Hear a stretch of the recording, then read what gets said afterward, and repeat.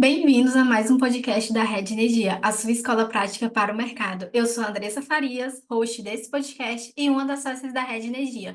Hoje a gente também conta com a presença da Nath, que é uma das sócias cofundadoras. Hoje, então, a gente vai conversar sobre reforma tributária com a Rafaela Canito, que é sócia do Lefosse Advogados. Antes de passar a palavra para a Rafa se apresentar, vamos passar algumas informações sobre a nossa escola. A Rede Energia é a escola de formação contínua para carreiras que precisam compreender tudo sobre negócios, mercado e regulação, os segmentos de geração, comercialização, transmissão, distribuição e transição energética. A Rede possui 3 produtos de capacitação: cursos in company, cursos avulsos com experts no mercado e a assinatura anual, nossa principal capacitação. Te convidamos a seguir a Rede Energia na sua plataforma de podcast favorita e também no Instagram, LinkedIn e Telegram para acompanhar todo o nosso conteúdo gratuito. Tudo isso você encontra no site da Rede, redenergia.net. Rafa, bem-vinda. Então, apresente-se antes da gente começar. Olá, gente, é um prazer para mim estar aqui mais uma vez, falando com os ouvintes da Rede, que é uma escola que eu tenho um carinho profundo, todo mundo sabe, a nossa relação tem ficado cada vez mais frequente e eu adoro estar aqui. Dessa vez eu me apresento como sócia do Lefosse, que é uma novidade aqui na minha vida, que eu tenho o prazer de dividir com o time da Rede, que eu sei que é meu time também e torce junto. E eu sou sócia do Lefosse da área de tributação indireta, tributação sobre consumo, e é por isso que toda hora eu venho aqui falar com vocês sobre reforma tributária, porque é exatamente a tributação sobre consumo que está sendo reformada. Vamos falar disso hoje. Parabéns, Rafa, agora por esse novo cargo, né, no Lefosse, você merece muito. Rafa, desde a nossa última conversa, né, do último podcast, muita coisa aconteceu, inclusive a aprovação mesmo da reforma tributária, né, a lei complementar, né, que regula a reforma, ela foi então aprovada ali, se eu não me engano, em janeiro. E agora a gente tem visto, né, muito conteúdo circulando nas mídias sobre aspectos práticos da reforma tributária. Como o público da Rede, né, ele não pode ficar de fora das novidades, a gente vai estar gravando esse novo podcast para deixar todo mundo ali na mesma página. Para começar, então, vamos deixar todo mundo na mesma página, né? Como eu falei, você pode recapitular para a gente o que é reforma tributária, sobre o consumo, em que pé que ela está? Tá bom, combinado, Andressa. Enfim, vou tentar recapitular o mais rápido possível, porque todo mundo já ouviu falar bastante, tem muito conteúdo sobre isso na internet. A gente está aqui falando sobre novidades de implementação prática. A verdade é que todo dia está saindo uma novidade sobre isso, né? Os órgãos públicos têm feito reuniões com entidades setoriais, ouvindo as necessidades de cada um dos setores, e a partir disso a gente está ouvindo novidades todo dia. Então, como eu sempre faço aqui no podcast da Rede, eu vou fazer um corte temporal. A gente está gravando esse programa aqui no dia 22 de maio.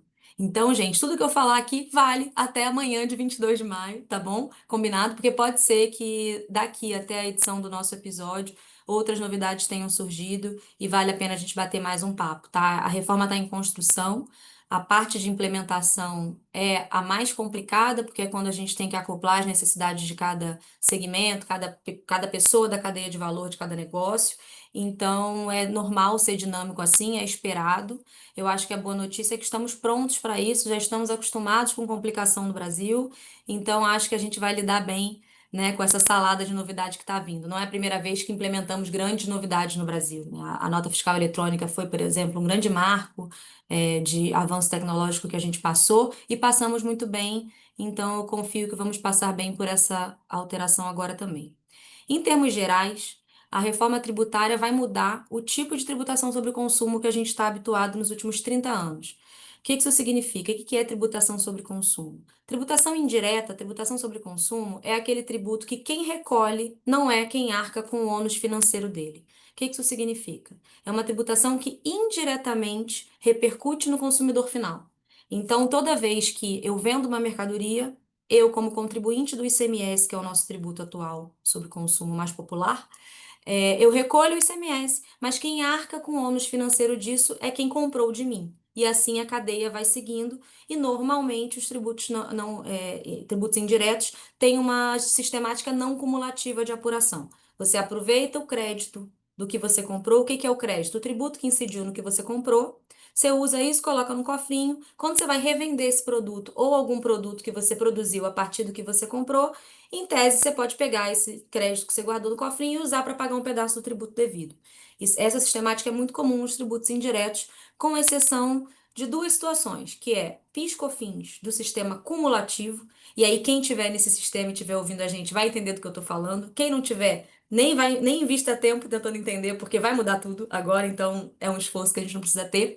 Mas o PIS/COFINS cumulativo, que é esse que incide sem direito a crédito, e o ISS, que é o tributo sobre serviço, que é um tributo que também incide hoje sem direito a crédito. Normalmente eles são de incidência pequenininha, tipo 5%, 3 e pouco por cento, porque eles não têm um direito de aproveitamento do tributo anterior, tá?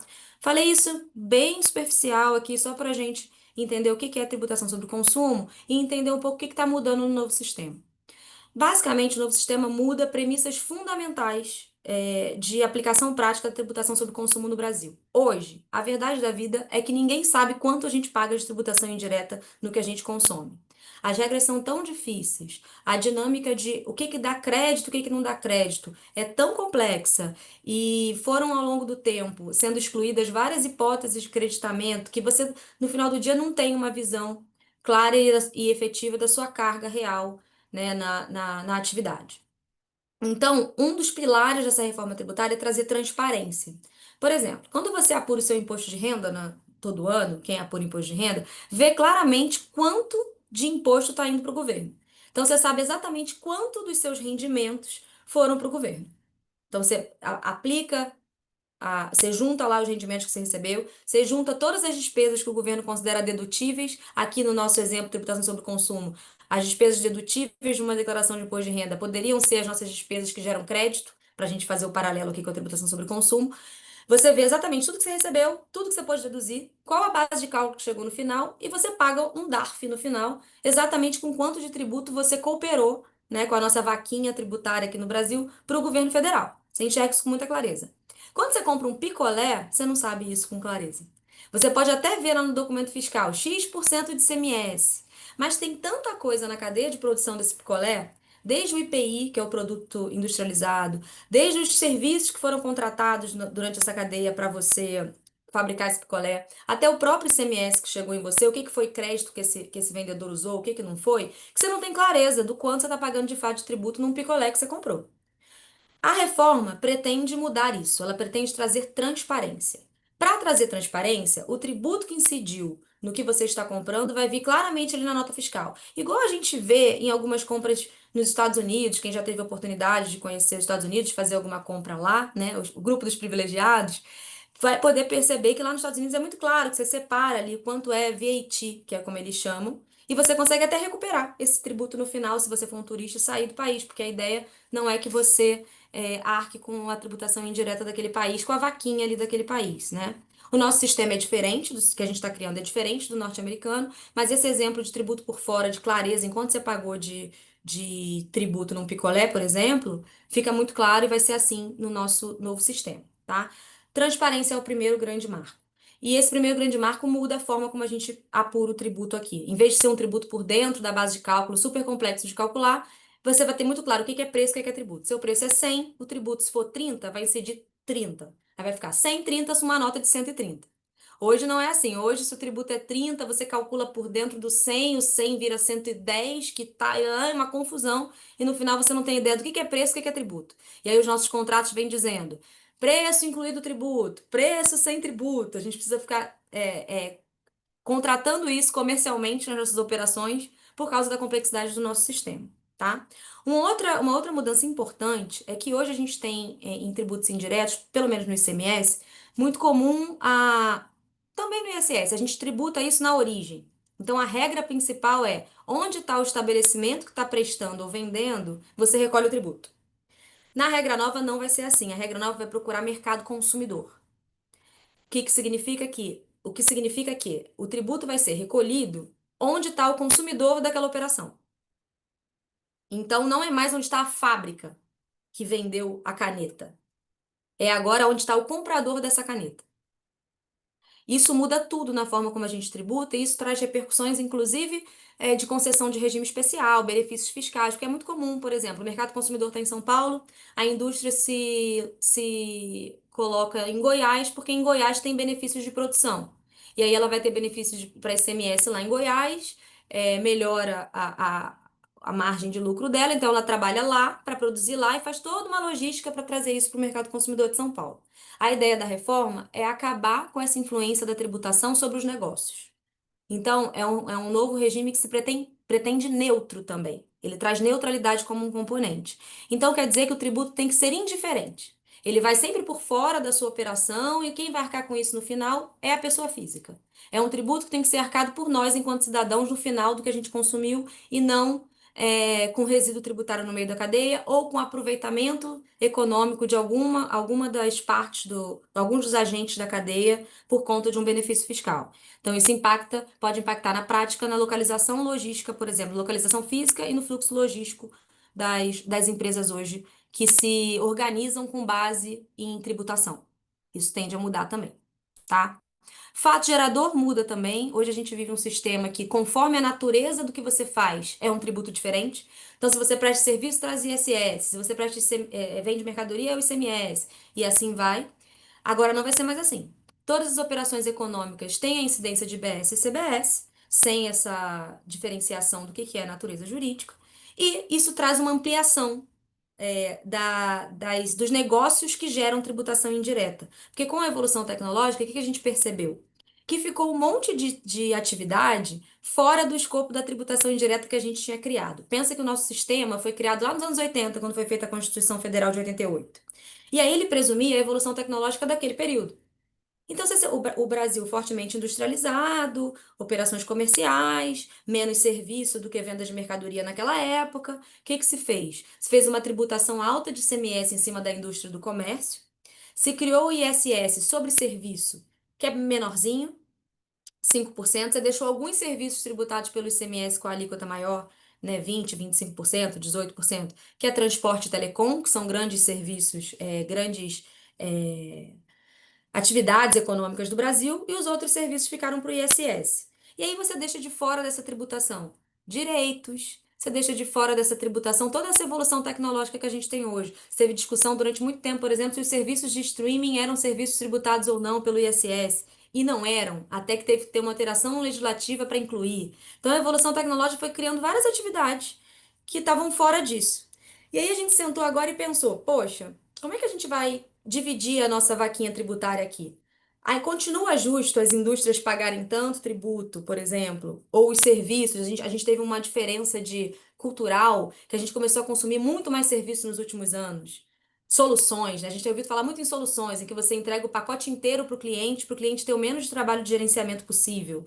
Você criou, por exemplo, você teve a uberização, vamos chamar assim, né? Você começa a criar aplicativos de entrega, aplicativos de transporte, várias coisas que vão gerando um consumo maior de serviço, uma sociedade com mais apetite de serviço do que de acúmulo de bens.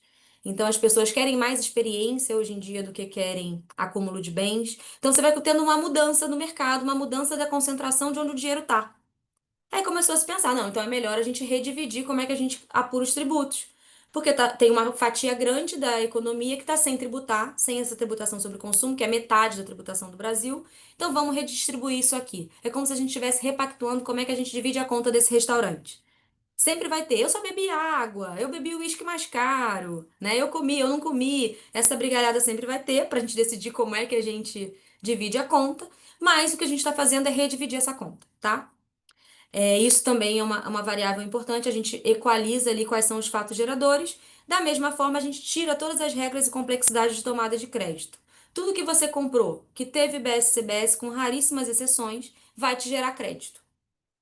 Então, se não for uma coisa de uso e consumo, a gente brinca muito assim, o vinho do sócio não vai gerar crédito de BS-CBS. Algumas atividades que são nitidamente um consumo ali da empresa, que é engraçado até falar no Brasil de consumo por empresa, que consumo você pensa numa pessoa consumindo, né? Mas no Brasil a gente tem esse conceito de uso e consumo da empresa. O que não for isso tende a gerar crédito para sua empresa. Então, hoje, por exemplo, se você contrata advogado, antes não gerava crédito de nada, agora vai gerar crédito. Implicação prática, provavelmente os honorários vão vir um pouco mais altos, porque vão vir com IBS e CBS junto. Não é que seu advogado está mais caro, é que o tributo que você paga pela atividade dele, hoje vai te gerar crédito, vai vir destacado e a alíquota é um pouco maior do que era o ISS que o advogado pagava antes. Então, honorários normalmente são cobrados com tributo por fora, né? É muito comum que os escritórios cobrem assim. Só que esse tributo por fora era um pouquinho, agora esse tributo por fora vai ser a alíquota uniforme com as reduções que estão para advogados lá. E aí você vai ver um valor maior de IBS e CBS, só que em vez de comprar o ISS que você jogava fora, que era um custo, agora o IBS e CBS que você paga para esse advogado vai ser um crédito que você vai usar e vai abater do seu tributo devido na sua atividade. Então, não necessariamente vai custar mais caro, entendem? É a avaliação crédito-débito que vai dizer para você o quanto esse serviço impacta ali na sua carga tributária final, tá? Os créditos antigamente eram créditos escriturais, o que isso significa? Tá na nota fiscal, você toma crédito independentemente de recolhimento. Agora não é mais assim, agora se presume um crédito financeiro, ou seja, o sistema está todo voltado para a gente conseguir comprovar que teve um recolhimento antes desse crédito ser tomado por aí. Por quê? Porque o sistema quer garantir a solvência. A gente agora vai ter direito a ressarcimentos do que não é tributado no final, assim, né? Do que não é base tributável. E tem que ter o dinheiro para ressarcir. Então, a gente já criou várias dinâmicas nessa legislação que garantem que esse dinheiro seja recolhido. Um que muito tem se falado por aí é uma figurinha do split payment, que está em inglês na lei, mas nada mais é do que a divisão do pagamento. Então, isso é muito comum, por exemplo, que você contrata um serviço. Vou usar serviço de aplicativo de carro, por exemplo, como exemplo. Você contrata, já tem uma segregação do que você paga ali. Uma parte vai para o motorista, outra parte vai para a empresa que intermedia, que é a dona do aplicativo. Essa segregação já acontece, por exemplo, nesses mercados. É uma forma parecida que vai acontecer em relação ao tributo. Então, o seu cliente te pagou uma coisa por meio de instituição financeira. Quando essa tecnologia for implementada, que ela ainda não está implementada, o banco vai fazer o quê? Ele vai segurar o valor do tributo como se fosse um grande calção. Então, se for 30%, estou aqui exagerando a alíquota, para ser fácil no nosso exemplo, R$ 100 seu cliente pagou, 30% é o tributo, ele vai segurar os 30, você só vai receber 70. Depois que a sua apuração for apresentada ali para o governo, o que se promete ser tudo muito automático e dinâmico, para isso não durar muito tempo, o banco separa o que é de fato que tem que ser enviado para o caixa do governo, o que pode ser devolvido para você. Porque você, afinal, tem créditos da sua atividade e não é tudo que você vai receber do seu cliente que vai gerar tributo a pagar. Mas é uma forma do nosso sistema garantir uma solvência ali do caixa, de que tudo que é tributo vai ser efetivamente recolhido. Uma outra forma também é que se deu a possibilidade do adquirente do serviço ele mesmo recolher o IBS e a CBS na operação. Então, quando isso acontecer também, mediante o recolhimento por ele, o caixa já entra automaticamente no tesouro, depois você vê débitos e créditos, o que vai gerar ressarcimento, o que não para você, tá? Então, você vê uma mudança de cabeça do tipo assim, vamos garantir que tenha dinheiro no caixa para que a gente consiga fazer frente a todos os ressarcimentos que a gente pretende fazer nesse sistema e o Estado e o município e a União, né, recebam somente aquele valor que de fato eles fazem jus de acordo com a atividade de consumo que aconteceu, tá? Tô olhando aqui para baixo porque eu tenho uma colinha, né? Porque é muita coisa. Tem uma coisa também de mudança de apuração. Hoje a gente faz uma apuração em cada filial que a gente tem. Então, a tributação indireta, se não for a tributação federal, não, a gente centraliza ela no estabelecimento matriz, mas a tributação dos tributos indiretos típicos, que é o ICMS e o ISS, a gente faz por estabelecimento. Fora os casos de quem tem apuração centralizada por algum regime especial, mas a regra geral é fazer por estabelecimento. Isso muda. No IBS, na CBS, essa apuração vai ser toda centralizada. Exatamente para evitar que você tenha acúmulo de crédito numa filial e a outra não, sabe esse tipo de coisa? Então a gente quer simplificar o sistema. Então vai ser uma apuração só, todas as operações, todos os estabelecimentos misturados ali, e aí isso garante aí uma melhoria de eficiência, né?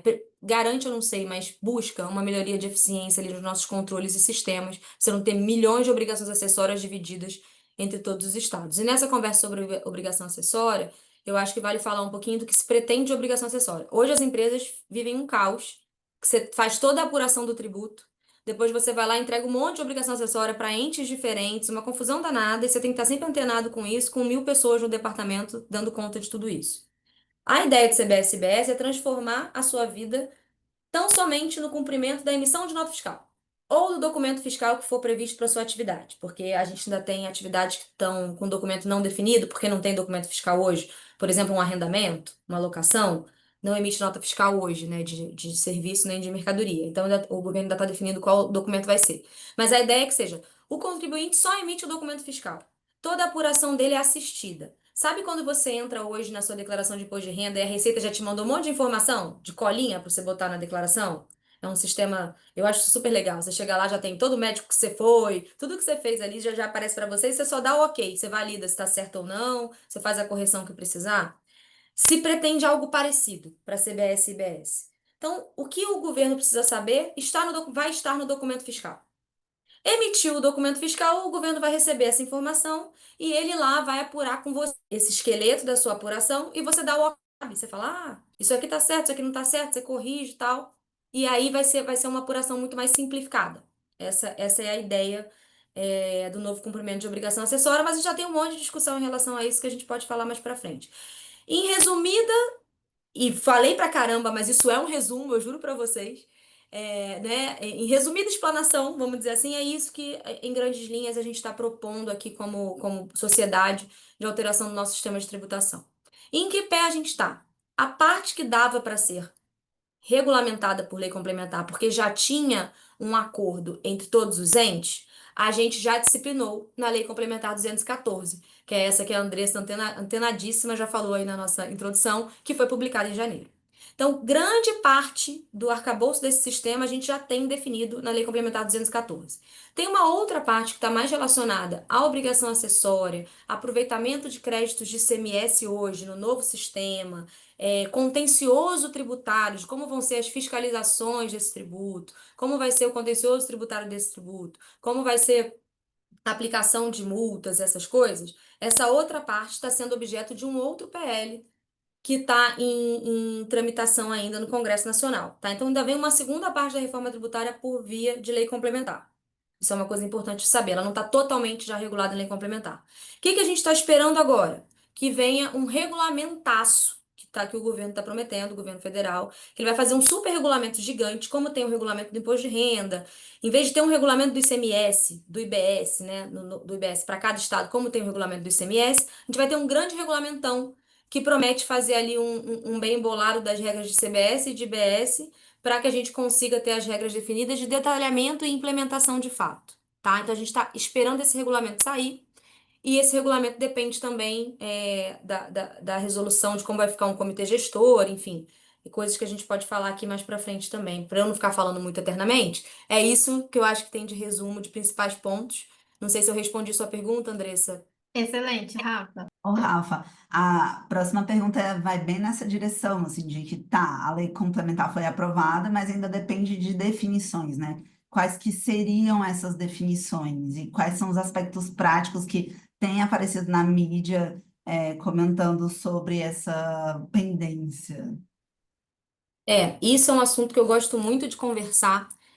Dentro do dinamismo que eu falei no início aqui da nossa conversa, essa é a parte mais dinâmica que está acontecendo agora, que é a implementação, né? O que que eu já sei, o que que eu já posso fazer, o que que eu não sei ainda, o que que eu não posso fazer, né? Eu acho que é o que está mais em discussão hoje no mercado. E a gente tem ouvido muita notícia de obrigação, de dispensa de obrigação, de um monte de coisa, em eventos que estão sendo promovidos por representantes do governo, normalmente federal, só que ainda não estão legisladas essas coisas, né? Então tem uma parte que a gente já tem segurança do que está ali documentado e de fato já está escrito na emenda constitucional, na Constituição Federal hoje e na Lei Complementar 214, mas outras coisas, outro grupo de coisas que está sendo divulgado com muita certeza, a gente ainda não pode, pelo menos eu como advogada que preciso da legislação para me respaldar, a gente ainda não pode dizer, fechar, né, a questão de que vai ser assim.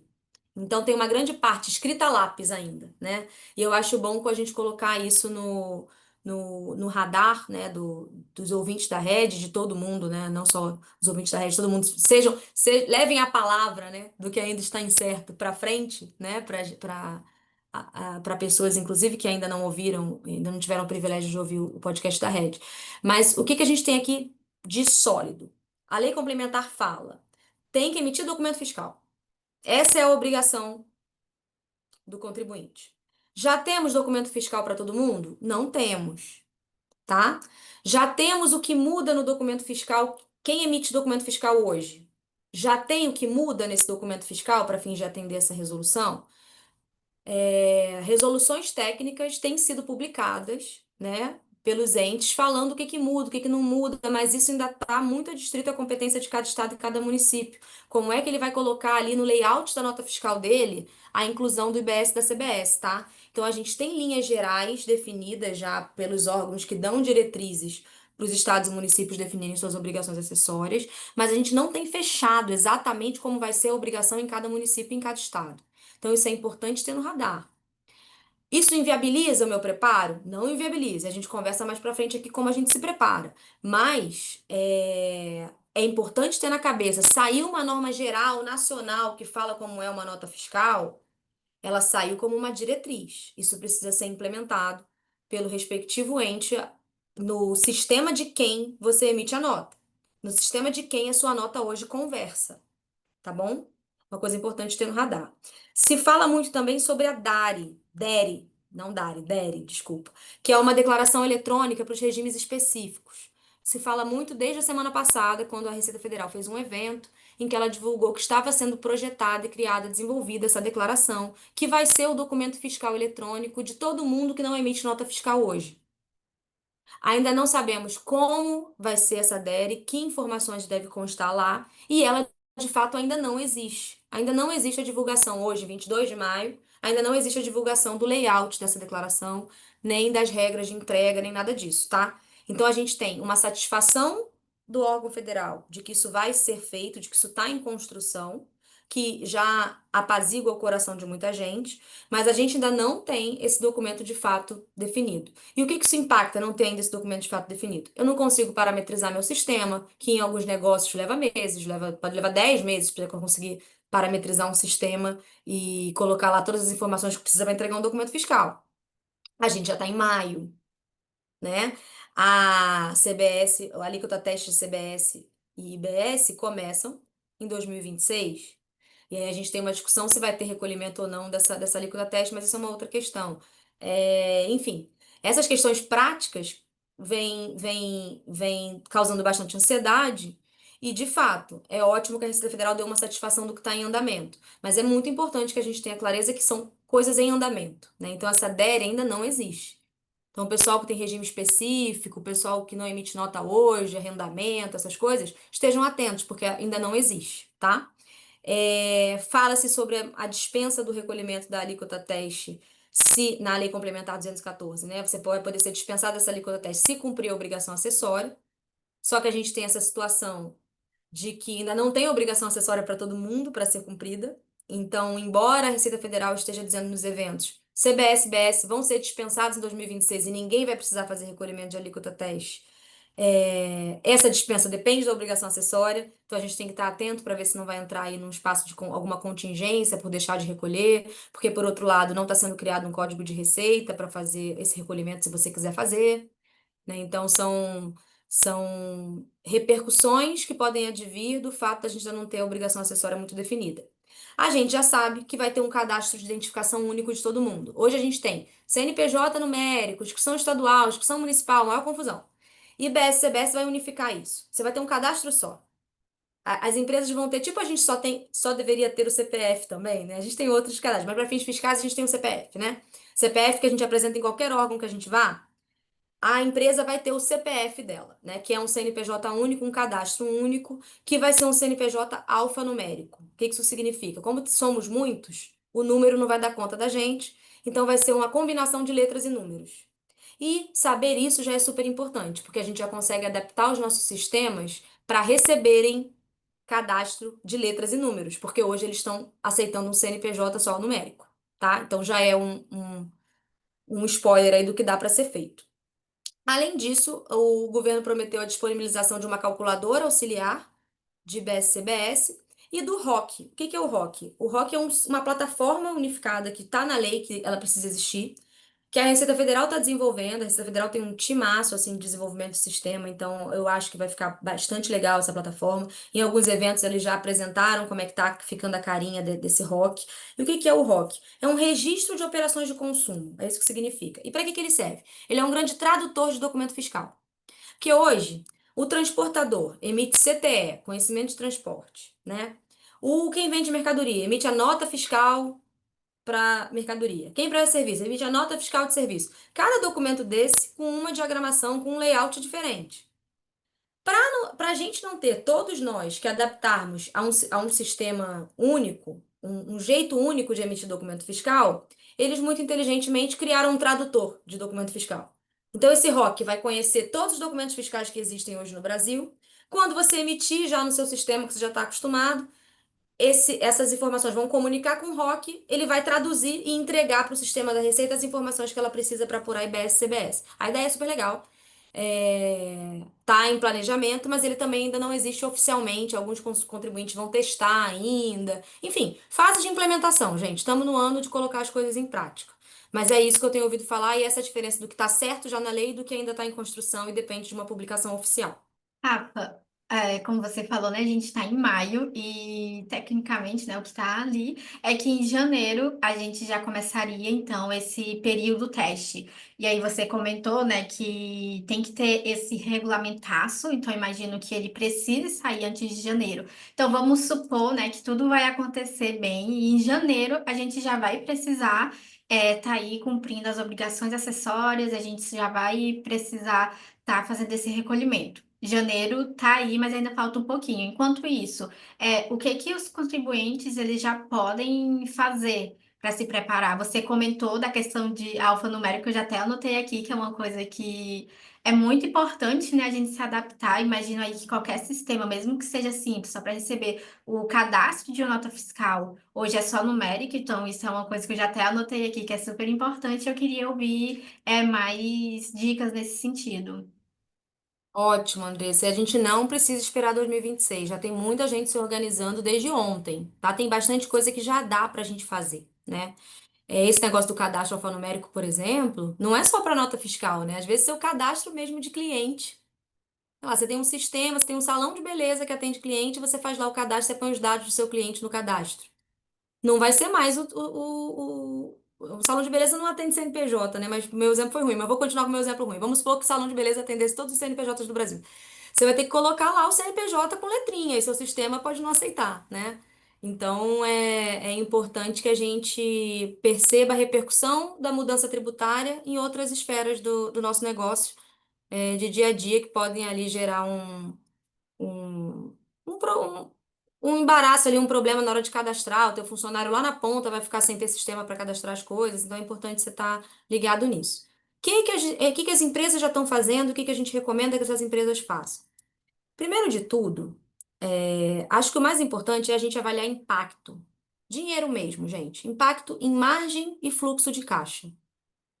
Já é possível a gente fazer uma projeção. A gente ainda não tem a alíquota definida, tá? Acho que é até bom explicar por que que não tem a alíquota definida, porque é a grande ansiedade de todo mundo saber qual a alíquota e a gente não tem. Por quê? A gente não fez uma reforma administrativa no Brasil.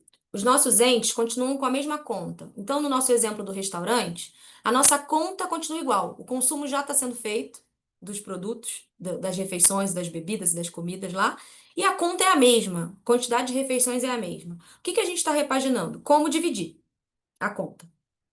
E aí, a gente precisa primeiro entender quem são as pessoas que vão entrar no Ratatá, nessa divisão, que é o que a gente vai saber durante o período teste em 2026, quem são os contribuintes que estão entrando, porque lembra que tem um monte de contribuinte que não recolhe ICMS e ISS, que as operações não estão tributadas. A gente ainda não tem noção de quem são essas pessoas. Então, essas empresas, elas vão entrar no sistema por meio do cumprimento de obrigações e alíquota teste 2026. Aí a gente vai ver, nossa, por quantas pessoas a gente vai dividir nossa conta de restaurante? Ah, por essas pessoas. Quantas pessoas têm regimes especiais que vão ter algum abatimento? X pessoas. Outros vão pagar integral? Ah, então tá bom. Então, para pagar a conta, eu preciso de uma alíquota de X, tá? Então, a gente ainda não consegue dizer a alíquota por isso. porque a gente ainda não sabe quantos somos no final do dia, né? E em que poder aquisitivo em que participação a gente vai ter na conta para conseguir definir quanto a gente precisa cobrar de alíquota. É mesmo uma conta de chegada, né? Mas, a despeito de não termos a alíquota, a gente tem as referências de cálculo que o Ministério da Fazenda já deu para gente. A lei complementar surge com a referência de 26,5, somando IBS e CBS. Quanto o governo estima que a gente precisa de alíquota para cobrir o gasto que a gente tem hoje.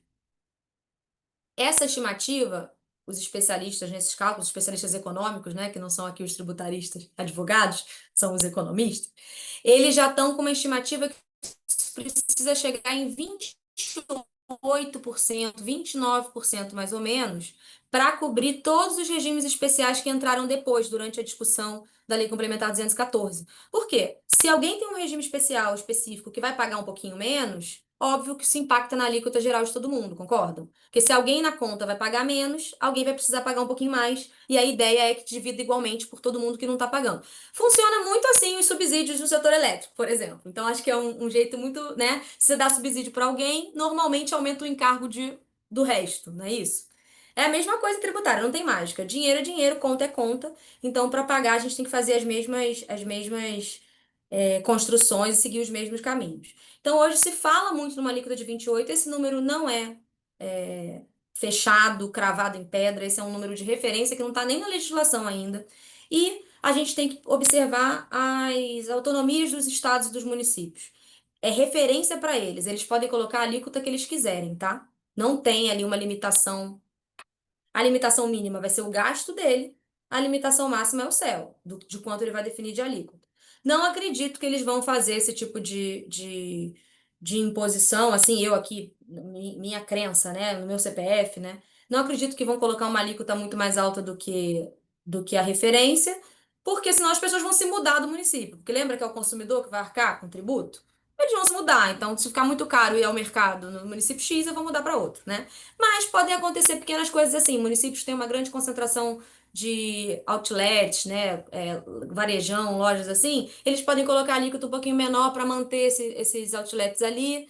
E aí, em regiões fronteiriças com as principais capitais, e aí a pessoa não custa nada a pessoa atravessar o município para comprar uma blusinha mais barata. Então, você pode ter esse tipo de dinâmica, mas isso acho que no sistema todo é irrelevante perto do todo que a gente tem. Como a alíquota tem que ser uniforme para todas as atividades, não existe mais um incentivo para os fiscos darem benefícios fiscais para uma área X ou Y, porque eles não podem mais fazer isso. Então, como tem que reduzir a alíquota para tudo e ele tem uma conta para pagar, ele não vai conseguir reduzir muito, né? Porque ele precisa pagar a conta, e se ele aumentar muito, ele perde os moradores que moram ali, que vai ter uma evasão desses consumidores do município. Então, a gente tem um controle social, né?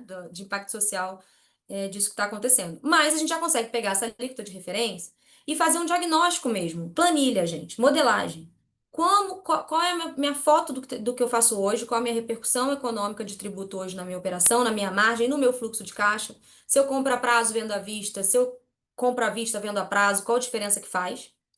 Como é que é hoje isso? Como é que vai ser em 26, 27, 28, 29, 30, 31 e 32, que é o período de transição, e você vai ter alíquotas diferentes de cada tributo e dois sistemas convivendo. Então é importante projetar no tempo qual é o efeito disso, né, em cada ano, e a partir de 33, quando o regime novo estiver totalmente em vigor. Então, você pode ir fazendo exercícios de acordo com as atividades que você tem hoje, mapear quais são as atividades que você tem, olhar na lei complementar se elas estão sujeitas a IBS e CBS e em qual tipo de regime. Pronto, sei qual vai ser a tributação da minha receita. Olhe os meus componentes de custo hoje. Por exemplo, o exemplo que eu dei da contratação de advogado, para fazer aqui meu jabá. Tá lá, hoje o advogado está na sua linha de custo, não gerando crédito nenhum. No novo sistema, vai gerar crédito. Então, você já vai fazer uma conta a partir de quando ele começa a gerar crédito, o quanto ele impacta ali no teu cálculo de carga, né? E aí, mapeando custos, mapeando receitas, vendo a diferença, você consegue ver se vai ter algum impacto na sua margem. Se faz sentido você mudar a sua estrutura física, porque lembra que eu falei que muitas empresas estão situadas em determinados estados por conta de regime especial? O novo sistema vai abolir os regimes especiais individuais como eles são feitos hoje. Então pode ser que não faça mais sentido você ter um custo danado de passar por um estado X e dar a volta para chegar no outro se o teu mercado consumidor tá, sei lá, no Centro-Oeste, tá bom? Então esse tipo de exercício, como são movimentações que podem ser muito substanciais para a empresa, ela já consegue fazer agora. Porque qual é a diferença quando definir a alíquota? Vai ser um impacto para mais ou para menos, mas o tipo de impacto, se é positivo, negativo ou neutro, ela já vai saber desde agora, independentemente do valor dessa alíquota, tá? Então, esse é um tipo de diagnóstico que a gente já tem feito bastante, tanto do ponto de vista de manutenção de margem, quanto do ponto de vista de fluxo de caixa, para entender onde é que eu pago mais, porque, por exemplo, se o seu advogado hoje vai te gerar crédito, por outro lado, você vai ter um desembolso maior, tende a ter um desembolso maior quando você paga o advogado, você paga o tributo para ele, né, antes de tomar o crédito, que é um desembolso de caixa maior que você tem nesse momento do que você tem no sistema atual, né? Que você vai passar a ter do que você tem no sistema atual. Então, isso impacta ali o teu fluxo. Vamos olhar como é que isso impacta? Que diferença faz no meu negócio? E aí, vamos exportar isso, né? Escalar isso para olhar como é que o meu fornecedor está se preparando, porque eu preciso que o meu fornecedor faça o recolhimento correto para poder tomar o crédito, né? Então vamos olhar para trás, como é que vamos conversar com os meus principais fornecedores-chave, né? Vamos conversar com os meus principais clientes, se eu sou B2B, porque eu sou o fornecedor desse cliente e ele precisa tomar o crédito do que eu vou fazer, né? E aí, o que já dá para fazer? Analisar crédito, estimar impacto e revisar os critérios de hoje de precificação que você tem, de acordo com esse diagnóstico que você vai fazer, para ver se essa precificação ainda vai fazer sentido no sistema novo. Setor elétrico é um setor que faz contratos de longuíssimo prazo. Então, essa avaliação de como vai ser na transição e como vai ser depois é importantíssima. A gente tem a prática de colocar PIS/COFINS, por exemplo, por dentro do preço nas operações de venda de energia elétrica. CBS vai ser fora. Como é que fica o impacto disso nas minhas cláusulas, como eu fiz elas hoje? Vale eu sentar com o meu cliente ou com o meu fornecedor e repactuar isso? Provavelmente vai valer, entendeu? Então, revisar esses contratos, revisar as práticas comerciais, os critérios de precificação é uma coisa importante. Revisar contrato intercompany. É muito comum a gente ter contratos de compartilhamento de custos. A reforma tributária não está excepcionando o compartilhamento de custos. Na forma como a redação está, é possível que alguns contratos sejam tratados pela reforma como uma prestação de serviço entre a empresa que está centralizando os custos e as demais empresas do grupo. Então a gente precisa revisitar essa estrutura, porque senão você vai gerar uma tributação de BS e CBS ali no meio, que pode ser ok, porque as empresas vão tomar crédito, ou pode não ser ok, dependendo do seu contexto tributário. Então, esses contratos também estão no bojo do que a gente tem que revisar.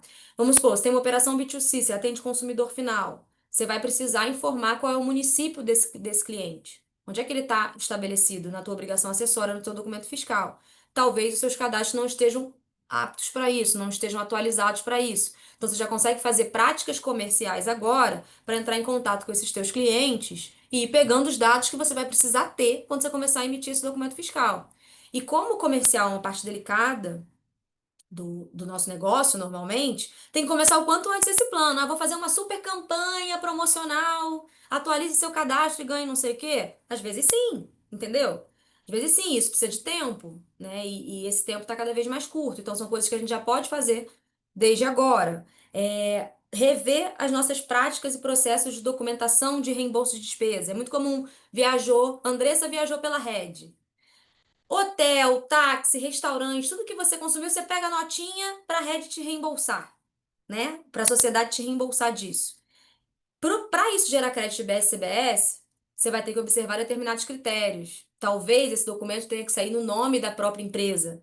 E hoje a gente não faz esse tipo de coisa. Hoje a pessoa física contrata, às vezes nome de ninguém, recibo do táxi, nome de ninguém, né? Só o recibo, né? E aí como é que faz? Eu posso tomar crédito do taxista? Eu não posso? Esse tipo de coisa tem que ser avaliado caso a caso, né? E para a gente entender que processos podem ser alterados, que coisas são viáveis de alteração na prática e são coisas que movimentam a empresa inteira, percebe? Tudo que eu estou falando aqui não está falando do setor de techs, né? Tá conversando com logística, tá conversando com comercial, tá conversando com a pessoa que organiza o reembolso das despesas.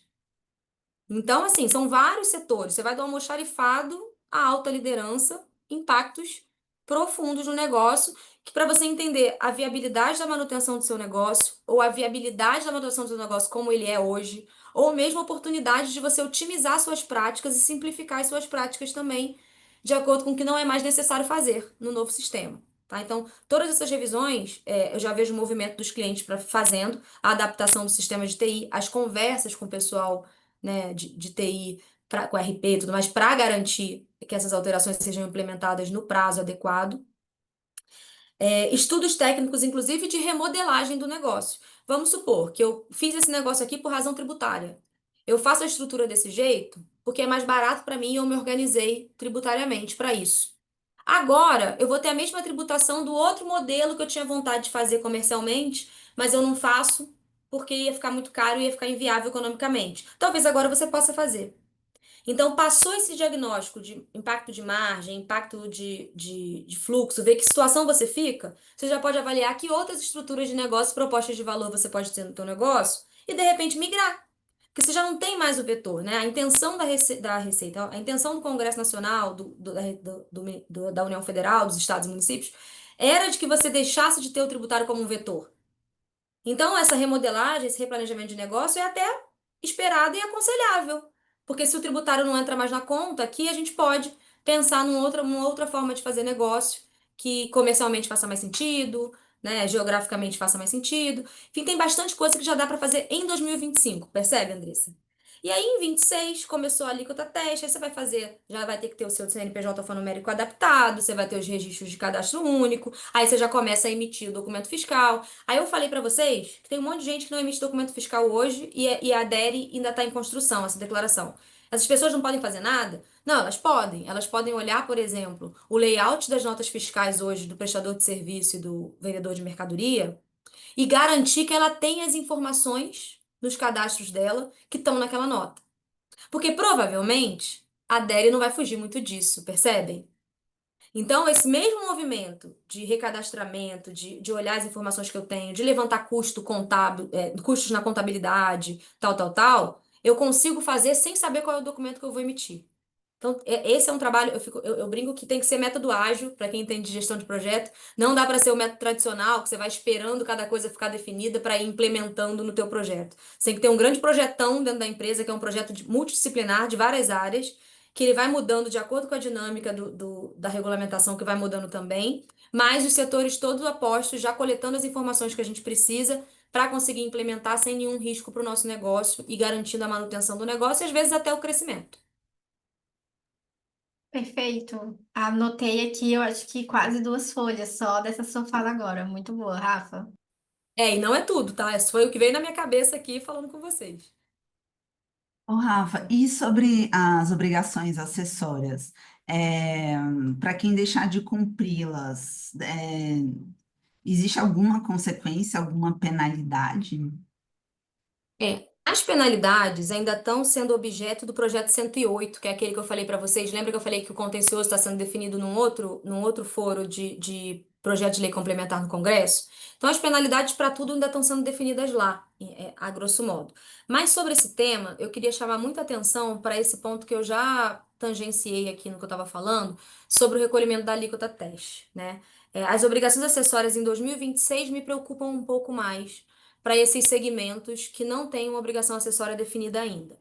Se a gente está falando que a obrigação de IBS-CBS pretendida é a entrega de documento fiscal, se eu não tenho documento fiscal, em tese eu preciso ficar alerta para quando a Receita Federal disser para mim lá no futuro que eu não preciso recolher o IBS. E por que eu estou falando só o IBS? A gente tem uma alíquota teste prevista que vai somar CBS e IBS. Você vai ter 0,9% de CBS, que é a contribuição que é federal, exclusivamente federal, e você vai ter 0,1% de IBS, que é a alíquota teste desse tributo que compete aos estados e municípios.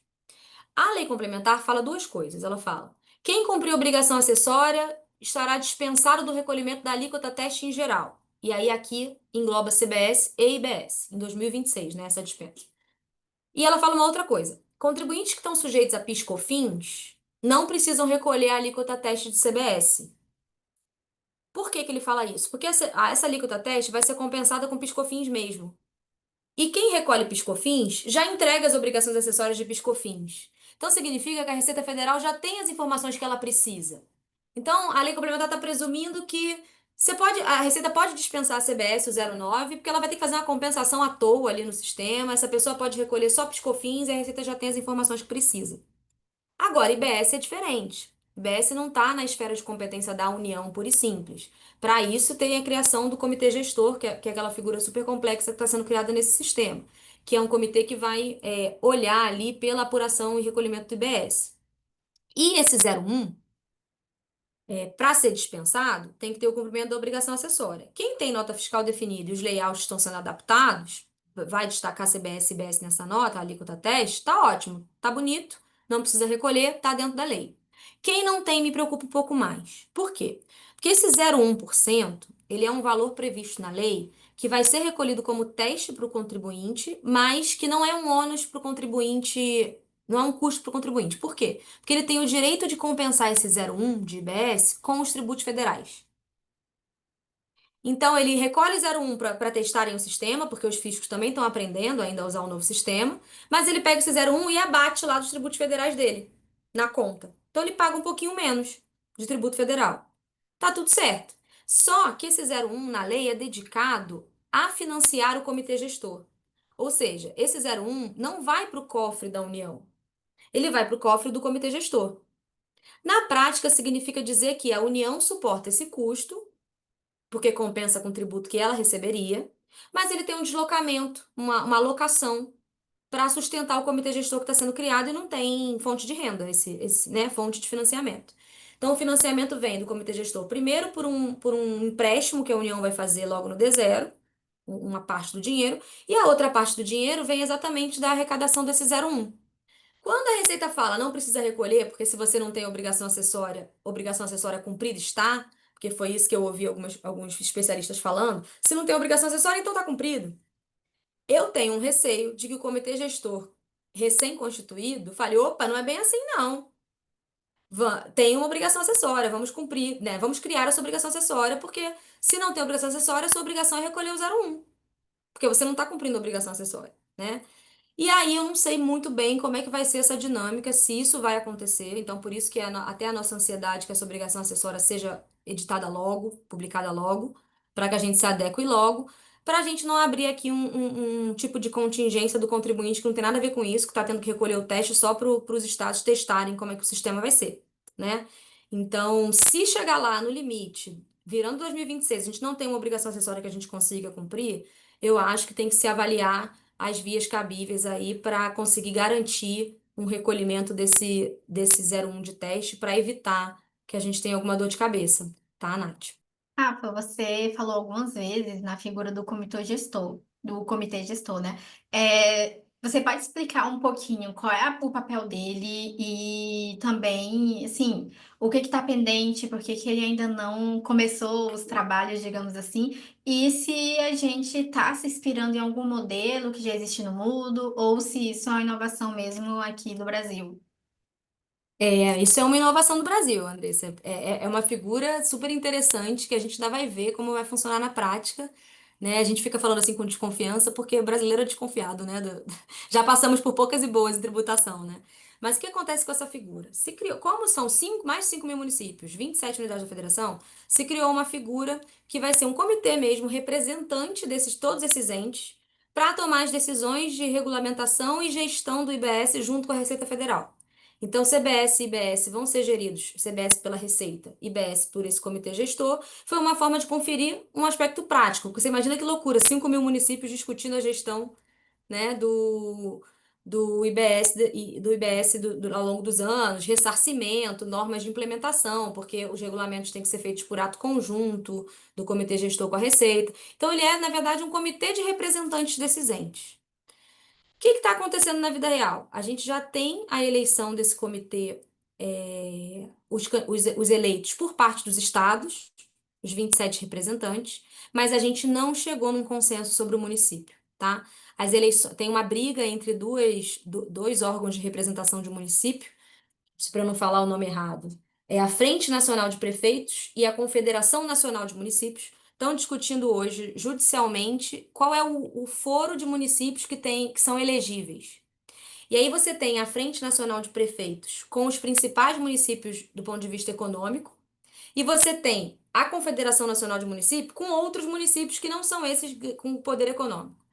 E aí essa confederação questionou, né, o fato da eleição estar sendo feita entre os principais municípios. O pau está quebrando lá no judiciário de onde vai ser essa eleição. O prazo para a eleição desse comitê era semana passada, 16 de maio, na lei, porque as coisas têm que andar, por tudo isso que eu falei para vocês, a reforma tem que ser implementada. Eles não chegaram a um acordo de quem seriam os representantes do município.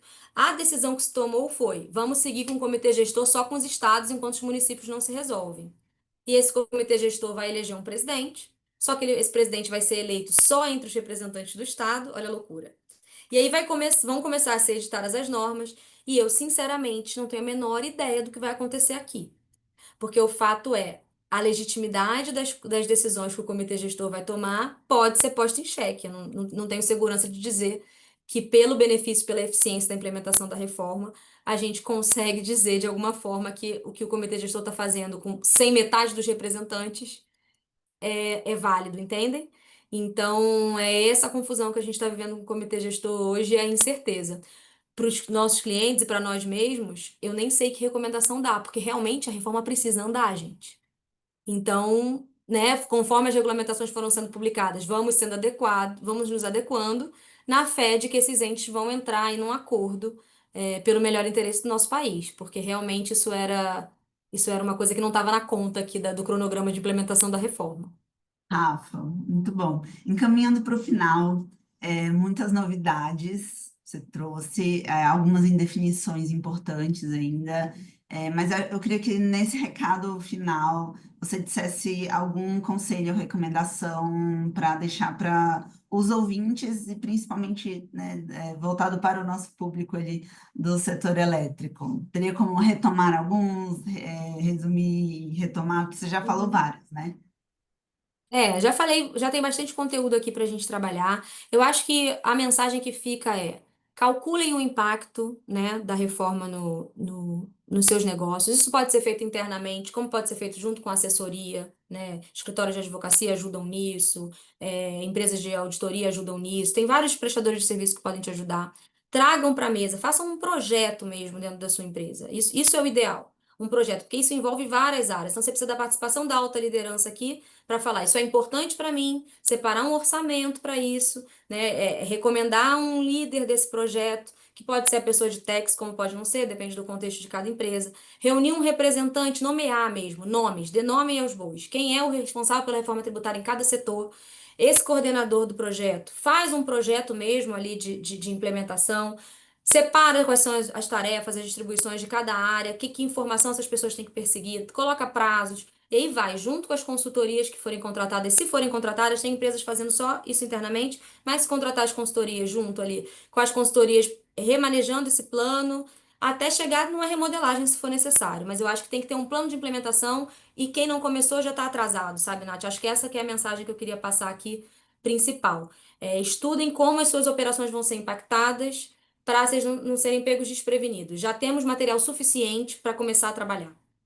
Ótimo, Rafa. Antes de encerrarmos, a gente tem um pequeno spoiler, né, para os nossos ouvintes, que é um curso seu, juntamente com também o professor Eduardo Tobias, que vai acontecer em outubro. É justamente sobre os impactos da reforma tributária no setor elétrico e na modelagem das renováveis. Você tem algum spoiler que a gente pode compartilhar com a nossa audiência do que você vai trazer para o curso? Então, Andressa, eu vou trazer tudo isso que a gente falou aqui.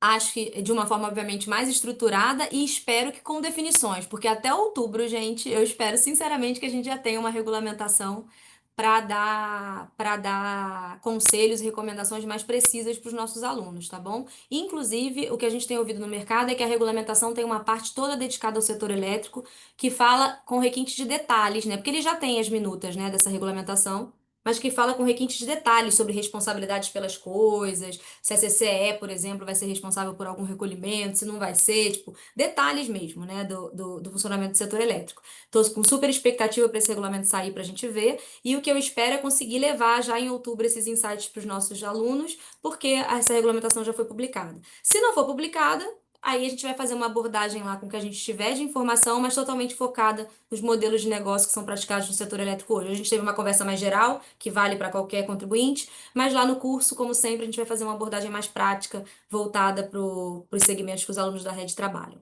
Muito obrigada, Rafa. Muito obrigada, Nath, também, por fazer parte desse podcast. E antes do tchau, se você gostou desse episódio, não deixe de ouvir os outros. E para deixar as sócias felizes, deixe a sua avaliação no podcast. Eu também lembro que a gente tem uma trilha que a Rafa, ela tá lá, né? Tem masterclass, tem curso, tem episódio de podcast com muito conteúdo sobre a reforma tributária. Muito obrigada, pessoal. Muito obrigada, Rafa. Quem agradece sou eu, gente. É sempre um prazer estar aqui com o time da Red. Me convidem sempre.